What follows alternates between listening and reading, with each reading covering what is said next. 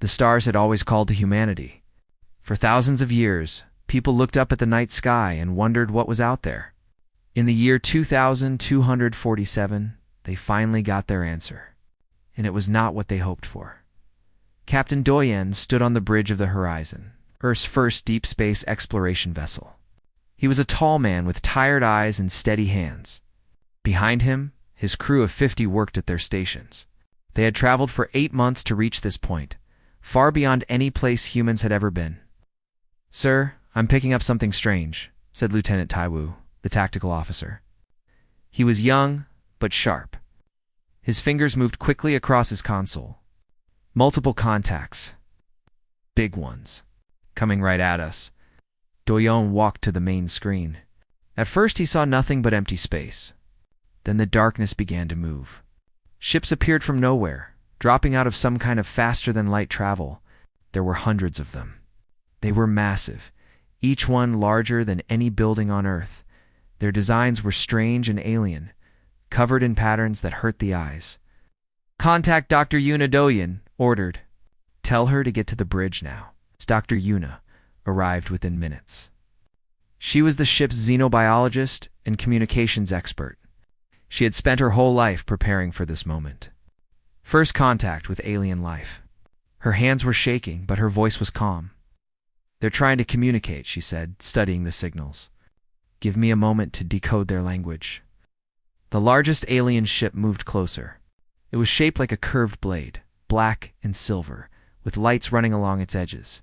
A beam of blue light shot from its hull and scanned the horizon from front to back. "What was that?" Taiwu asked, his hand moving toward the weapons console. "A scan," Yuna replied. "They're studying us. Our biology, our technology, everything." The communication screen flickered. An image appeared. The creature on screen was unlike anything from Earth. It had a hard shell like an insect, with 6 arms and a head covered in dozens of small eyes. When it spoke, its voice was translated through Yuna's hastily programmed system. "Primitive vessel. You have entered the space of the Galactic Dominion. Identify your origin world." Doyan stepped forward. "I am Captain Doyan of the Starship Horizon. We come from Earth. We are explorers. We come in peace."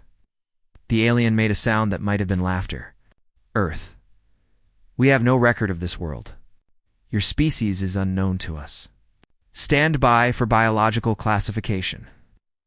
More scans hit the ship. This time they focused on the crew themselves. Doyan felt a strange tingling sensation pass through his body. The alien studied its readings for a long moment. "Interesting," it said. "Carbon-based. High physical endurance. Adaptable metabolism. Short natural lifespan but quick breeding cycle." The alien's many eyes seemed to brighten. "Your species is designated Category 7 labor. You are now property of the Galactic Dominion. Your world will be harvested for workers." Doyen felt his blood turn cold. "We are not property. We are a free people. We will not be enslaved." "You misunderstand," the alien replied. "This is not a negotiation. The Dominion has ruled this galaxy for 12,000 years. We have classified over 400 species. Some are citizens. Some are soldiers. And some, like you, are workers. This is the natural order. Your feelings on the matter are irrelevant." The alien cut the transmission. Before Doyan could react, beams of energy locked onto the horizon. The ship shook violently. Systems began to fail. The lights flickered and died, replaced by dim emergency lighting.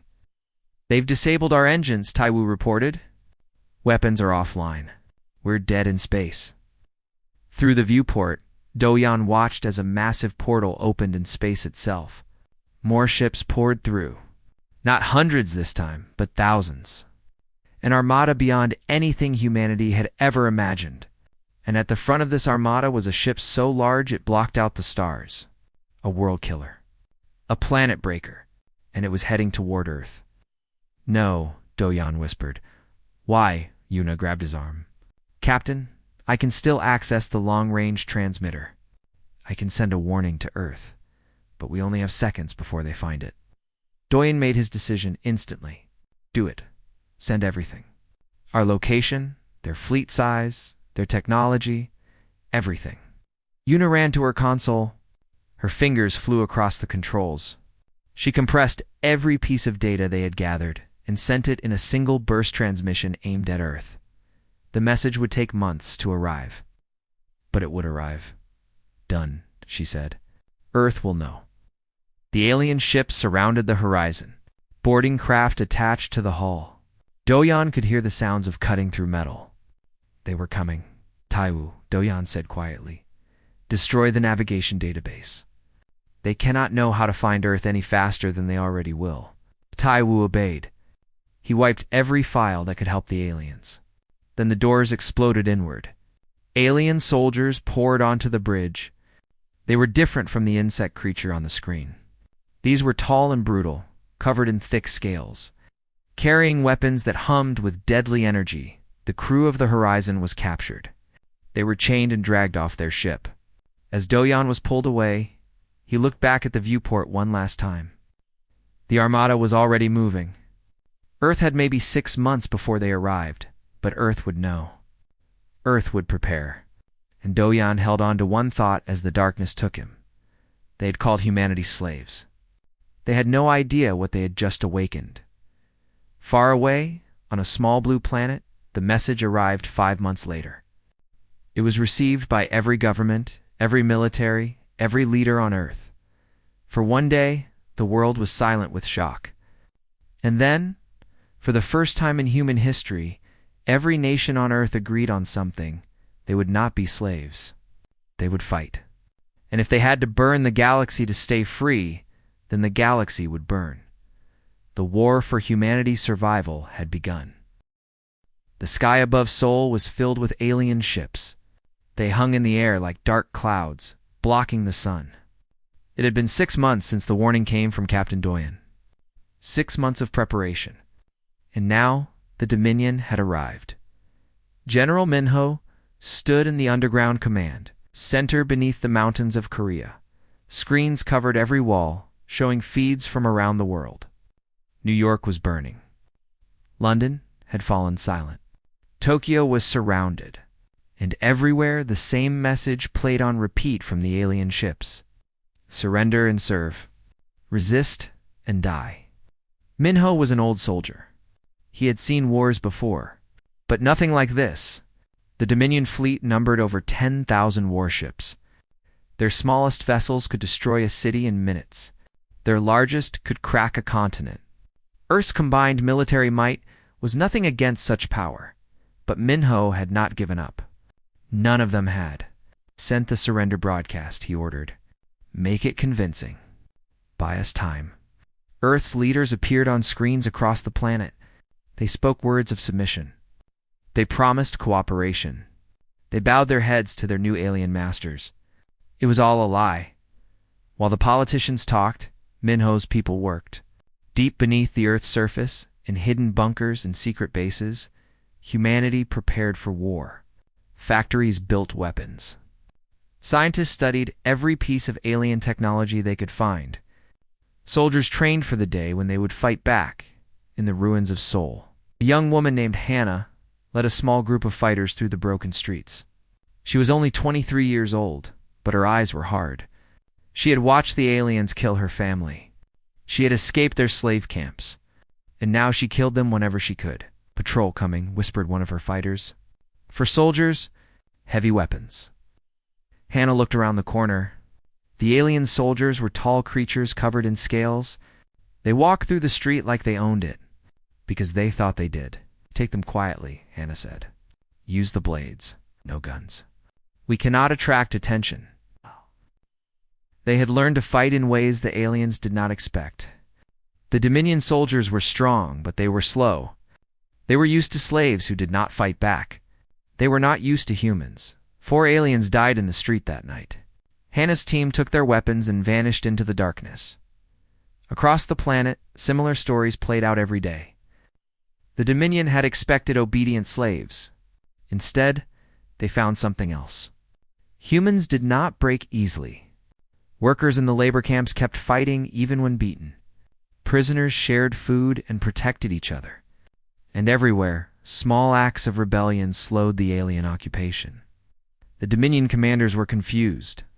Their databases said humans were perfect slaves, strong enough to work, weak enough to control. But the databases were wrong. Elder Wu Jin was one of Earth's greatest scientists. Before the invasion, he had worked on space travel technology. Now he led a secret team deep beneath the Himalayan mountains. Their mission was simple: take alien technology and turn it into weapons. "We have made progress," Wu Jin told General Minho through a secure channel. "Their faster-than-light drives use a form of energy we did not know existed. But we understand it now. We can build our own." Minho leaned forward. "How long?" 6 more months. Maybe less. We need more samples of their technology. The resistance groups have been helpful, but we need bigger pieces. A whole engine, perhaps. Or a weapons system. Minho nodded. "I will speak to our people in the field. You will get what you need." Hannah received the message 3 days later. Her mission was dangerous. She needed to capture an alien supply ship intact. It seemed impossible. But impossible was just another word for difficult. She gathered the best fighters from across Korea. They trained for weeks. They studied the alien patrol patterns. They learned the weaknesses in their armor. And when the moment came, they struck. The battle was short and bloody. 20 humans died to capture one small alien ship. But they succeeded. The ship was taken to Wu Jin's hidden base. His scientists worked day and night, tearing it apart, learning its secrets.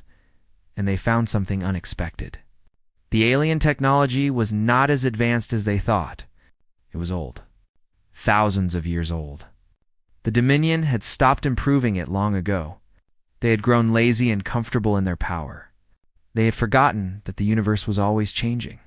Humans had not forgotten. Humans never stopped learning, never stopped adapting, never stopped fighting. 1 year after the invasion began, Elder Wu Jin stood before General Minho with a smile on his old face. "We have done it," he said. "We can build ships that match theirs. But more than that, we have found a weakness. Their reactors use exotic matter that is unstable if disrupted.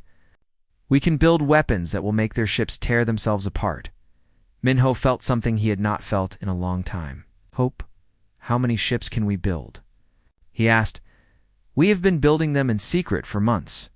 Hidden factories on the moon, deep underground on Earth, in asteroid fields throughout the solar system. We have 200 ships ready. More are coming." Minho stood. Outside, the alien ships still filled the sky. The Dominion still thought they had one. They had no idea what was coming. "Prepare the fleet," Minho ordered. "The time for hiding is over. The time for war has come." In camps across the world, human slaves looked up at the sky and waited. They had heard the whispers. They knew something was coming. And when the first human warship burst from the dark side of the moon, weapons blazing, they raised their fists and screamed with joy. The slaves were rising, and the Dominion would learn to fear them. Admiral Suji had survived the Seoul massacre. She had watched her family die. She had been dragged to a labor camp and worked until her hands bled. And she had escaped, crawling through mud and blood, driven by one thought alone: revenge.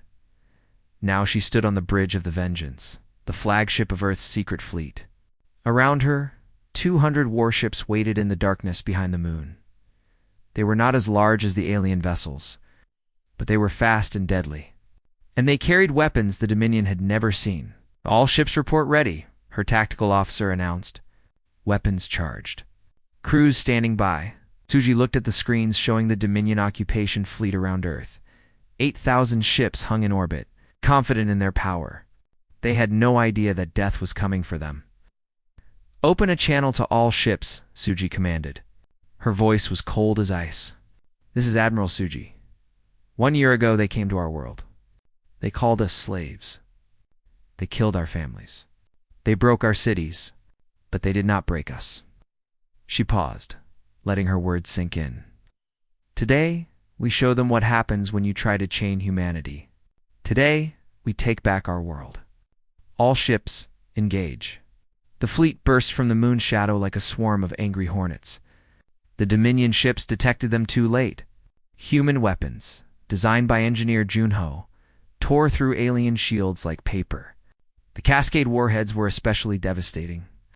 They struck alien reactors and caused chain reactions. One hit could destroy a ship, and the humans had thousands of these warheads. The first hour of battle was chaos. Dominion commanders screamed orders, trying to organize a defense. But human ships were too fast. They struck from unexpected angles, disappeared into the darkness of space, and struck again. The alien ships were designed to fight other large, slow fleets. They had no answer for human tactics. Engineer Gunho watched the battle from a command station on the moon. He was a quiet man who preferred machines to people, but he felt a fierce pride as he watched his weapons work. Cascade reactions confirmed on 47 enemy vessels, his assistant reported. Their fleet is losing cohesion. Junho nodded. Focus fire on their command ships. Cut off their heads, and the body will die. The battle raged for 72 hours. The Dominion fought hard. They destroyed many human ships. Thousands of brave men and women died in the cold darkness of space. But humanity did not stop, could not stop. They had nothing left to lose and everything to gain. On Earth, the slaves rose up. Hannah led an army of freed prisoners against the Dominion ground forces. They fought with captured alien weapons and crude human tools. They fought with bare hands when they had nothing else. And they won. When the last Dominion ship fled Earth's orbit, the planet erupted in celebration. People danced in the ruins of their cities. They hugged strangers and wept with joy. For the first time in a year, humanity was free. But Admiral Suji did not celebrate. She stood before a communications array and recorded a message. This message would be sent across the galaxy, to every corner of the Dominion's vast empire. My name is Admiral Suji of Earth. You declared us slaves. You tried to break us. You failed. She leaned forward, her eyes burning with cold fire. We'll learn what happens when you try to chain humanity. We are coming for you. Every world that supported our enslavement, every species that profited from our pain, every leader who thought they could own us, we are coming. And we will not stop until we are free. Not just us, but every species you have enslaved. She paused for a long moment. You should have left us alone. The message spread across the galaxy at faster than light speeds. It reached the Dominion High Council within days. The ancient rulers watched it in stunned silence. For 12,000 years, they had been the masters of this galaxy. No one had ever challenged them. No one had ever won against them until now. Oh, this is unacceptable, declared the Velithai speaker. The Velith were the founding species of the Dominion. They were ancient and arrogant, believing themselves superior to all other life. A labor species cannot defeat us. It is impossible. And yet they have, another council member replied. 8,000 ships destroyed. Our occupation force eliminated. Earth is lost. The High Speaker rose from his throne. Then we will take it back. We will not just conquer Earth. We will destroy it. Every human will die. Every trace of their civilization will be erased. The galaxy will learn what happens to species that defy the Dominion. The council voted. The decision was unanimous. The Extinction Armada would be deployed. 100,000 ships, designed for one purpose, to wipe species from existence. They had been used before, long ago. Entire civilizations had been deleted from history. Now they would be used against humanity, but in the time it took the Dominion to gather its forces, humanity was not idle. More ships were built, more weapons were created, and alliances were formed. Nari was not human. She was an artificial intelligence built from captured Dominion code, but improved by human engineers. She had become something new, something that chose to stand with humanity. I have analyzed the Dominion's communications, she reported to Admiral Suji. Many of the species in their empire are slaves, just like you were. They have been waiting for someone to fight back. They are ready to rise. Suji smiled grimly. Then let us give them hope. We take this war to the stars. We free everyone we can. And when the Dominion sends their extinction armada, they will find that humanity is not alone. The fleet prepared to enter hyperspace. Earth was safe for now. But the war was just beginning, and humanity would not fight it alone. The galaxy had never seen anything like humanity. In just 1 year, they had gone from slaves to conquerors. Their fleet grew from 200 ships to 2,000. And wherever they went, they left fire and freedom in their wake. Commander Yunji led the Ghost Fleet. Her ships were painted black. They carried no identification. They appeared from nowhere, struck hard, and vanished before the Dominion could respond. She was called the Shadow of Death by the aliens. She liked that name. Target acquired, her tactical officer reported. Industrial world. Major weapons factory. Minimal civilian population. Unji studied the planet on her screen. It was gray and ugly, covered in factories that produced weapons for the Dominion's armies. Weapons that had been used against Earth. Weapons that had killed millions of her people. All ships, attack pattern 7, she ordered. Destroy the factories. Leave nothing standing. The Ghost Fleet struck like lightning. Dominion defenders scrambled to respond, but they were too slow. Human ships were faster, more agile, and more ruthless. Within hours, the planet's industrial capacity was reduced to rubble. As her fleet prepared to leave, Hyunji broadcast a message to the surviving aliens below. Your masters declared us slaves. This is what happens when you try to own humanity. Tell your leaders we are coming. Tell them to be afraid. Across the galaxy, similar strikes happened every day. Human fleets appeared without warning, destroyed strategic targets, and disappeared. The Dominion was used to fighting conventional wars. They did not know how to fight ghosts, but humanity did more than destroy. They also liberated. Ambassador Siwoo was a diplomat, not a soldier. His weapons were words, not bombs. He traveled to dozens of worlds where enslaved species suffered under Dominion rule. He brought them a simple message. You are not alone. On a planet called the Grey Garden, he met the Meku. They were small creatures with soft fur and large eyes. For 3,000 years, they had been slaves. They had forgotten how to fight, but they had not forgotten how to hope. We have watched your broadcasts, the Meku elder told Siwoo. We have seen what your people have done. Is it true? Can the Dominion really be defeated? Suhu nodded. It is true. We have beaten them again and again, but we cannot win alone. There are too many of them and too few of us. We need allies. We need species willing to stand with us. The elder was quiet for a long moment. Our people have been slaves for so long, we have forgotten how to be free. Freedom is not something you remember, Siwoo said gently. It is something you choose. Every day, every moment, you choose to be free by refusing to accept chains. 3 days later, the Meku rose up against their Dominion masters. It was not a pretty rebellion. Many Miku died, but they died free. And the Dominion lost another world.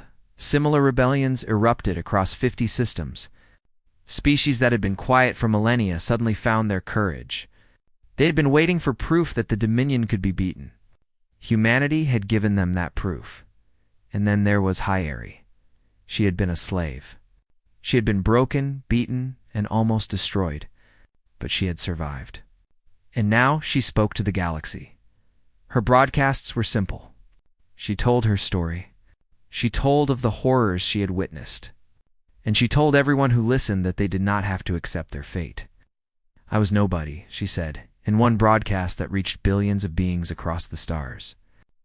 I was a slave with no name. They told me I was nothing. They told me I existed only to serve. But I am still here. I am still fighting. And if I can fight, so can you. She became known as the voice of the unchained. Slaves across the galaxy whispered her name. They shared recordings of her broadcasts in secret, and they began to believe that change was possible. The Dominion Council watched these developments with growing fear. 3 of their civilizations had fallen to combined human and rebel forces. Their industrial capacity was being destroyed. Their slave populations were rising up. The Velethai speaker addressed the council. "The Extinction Armada is ready," he announced. 100,000 ships. The largest fleet ever assembled. We will send it to Earth. We will burn that planet to ash. And when the humans are gone, the rebellions will die. Order will be restored. The Armada launched.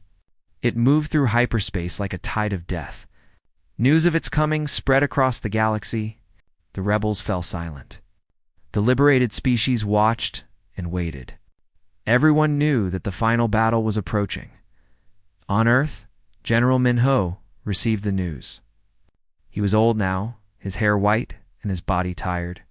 But his mind was still sharp, and he had been preparing for this moment. "Let them come," he said to his commanders. "We have been preparing for 2 years. We have weapons they have never seen. We have allies they do not know about. And we have something the Dominion has forgotten." "What is that, sir?" Admiral Suji asked. Minho smiled. It was not a kind smile, the will to fight until the very end. The Dominion has been comfortable for too long. They've forgotten what it means to truly fight. We have not. He stood and faced the map of the solar system. When they arrive, they will expect frightened slaves. They will find warriors. And they will learn once and for all that humanity will never be conquered. The Extinction Armada approached, and Earth prepared for the final battle. The Extinction Armada entered the solar system like a storm of metal and fire. 100,000 ships, each one bristling with weapons designed to end civilizations. They filled the space between Earth and Mars, blocking out the distant sun. It was the largest fleet the galaxy had ever seen. General Minho watched their arrival from his bunker beneath the Himalayas. He was calm. He had known this day would come. He had prepared for it. "All forces, this is General Minho. The enemy has arrived. Today we decide the fate of humanity. Fight well. Fight hard. And remember what we are fighting for." Admiral Suji commanded the human fleet from the bridge of her ship. She had gathered every warship Earth possessed, along with vessels from 12 allied species who had joined the cause. It was still not enough. They were outnumbered 10-1. But numbers were not everything. "All ships engaged," Suji ordered. "Show them what we can do." The Battle of Earth began. Human ships were faster and more maneuverable than the massive Dominion warships. They darted between the enemy vessels, firing their devastating cascade warheads. Alien ships exploded in chains of fire. The sky above Earth lit up like a second sun, but the Dominion had numbers. For every ship destroyed, 10 more took its place. Human vessels fell. Allied ships burned. The defensive lines began to crumble. In the bunker, Minho received word that the moon had been destroyed. A Dominion planet killer had cracked it like an egg. The debris was falling toward Earth. Billions would die. He did not flinch. He had expected this. "Is Captain Do-yoon in position?" he asked. "Yes, sir." "His fleet is ready." Minho nodded. "Send the signal. Begin the final phase." Far from Earth, Captain Do-yoon led a small fleet of 50 ships through hyperspace. He had been freed from Dominion imprisonment 1 year ago. He had spent every day since then preparing for this mission. With him was Dr. Yuna. She had spent 2 years studying the Dominion from the inside. She had learned their secrets, and she had found their weakness. "The hub world is the key," she had told the commanders. "The entire Dominion is connected by a network of ancient gates. These gates allow instant travel across the galaxy. Destroy the hub world, and the network collapses. Every Dominion homeworld becomes isolated. Their empire falls apart." Do-yoon's mission was simple: reach the hub world and destroy it. The cost did not matter. Only the mission mattered. His fleet emerged from hyperspace above the hub world. It was a massive artificial planet, covered in billions of lights. Millions of ships surrounded it. This was the heart of the Dominion. This was where their power began. "They're launching everything at us," Lieutenant Taiwu reported. He had survived the original capture of the horizon. He had refused to stop fighting. "We won't last long." Doyen nodded. We don't need to last long. We just need to get close enough. The 50 human ships charged toward the hub world. They were torn apart one by one. Crews died in fire and vacuum, but they kept going. Nothing could stop them. Back at Earth, Admiral Suji watched the battle turn against them. Half her fleet was gone. The Dominion was pushing toward the planet. In hours, they would begin bombarding Earth's surface. Admiral Nari reported, Captain Doyen has reached the hub world. He is beginning his attack run. Suji felt tears on her cheeks. She knew Doyen would not survive. None of his crew would. But their sacrifice would save humanity. Doyen's ship was the last one left. It was damaged and burning, barely holding together. But it was close enough. Dr. Yuna Doyen said, send the final transmission. Yuna activated the communication system. Her message would be heard across the galaxy. My name is Dr. Yuna of Earth. We came in peace, and you called us slaves. We fought for freedom, and you tried to destroy us. But we did not break. We never stopped fighting. And now, your empire ends. Doyen looked at his bridge crew. Taiwu Yuna, the others who had been with him since the beginning.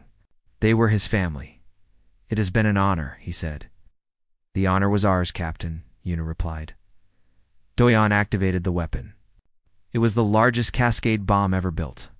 It struck the hub world's central reactor. For one moment, the entire planet glowed with impossible light. Then it exploded. The shockwave destroyed the hub world completely. The ancient gate network collapsed. Every Dominion homeworld was suddenly cut off from the others. Their fleets were stranded. Their communications died. 12,000 years of empire ended in a single flash of light. Above Earth, the Extinction Armada fell into chaos. Their commanders could not reach the homeworld for orders. Their systems were failing. They did not know what to do. Admiral Suji saw her chance. All ships attack. Push them back. They are broken. Finish them. The human fleet charged. Allied species joined them. Ships that had been hiding in asteroid fields and on distant moons emerged to join the battle. What had been a desperate defense became a relentless assault. The Dominion broke. Ships fled in all directions. Many surrendered. The Extinction Armada, the pride of an ancient empire, was destroyed. General Minho received the Velith surrender transmission 3 days later. The High Speaker looked old and defeated on the screen. We accept your terms, the alien said. The war is over, Minho shook his head. One condition. Slavery is abolished. Across the entire galaxy, forever. Every species is free. The High Speaker hesitated. Then he bowed his head. Agreed. 100 years later, the galaxy was a different place. Humanity led a new galactic coalition built on freedom and mutual respect. The species that had once been slaves now stood as equals. The old empires had crumbled. A new era had begun. On Earth, a memorial stood in the rebuilt city of Seoul. It bore the names of everyone who had died for freedom. Captain Doyen, Dr. Yuna, Lieutenant Taiwu. Millions of others. At the base of the memorial, words were carved in stone. They called us weak. They called us slaves. They were wrong. Visitors from across the galaxy came to read those words. They came to remember. And they came to understand something simple but powerful. Humanity had been tested. Humanity had suffered. Humanity had lost so much. But humanity had never stopped fighting. And in the end, humanity had won.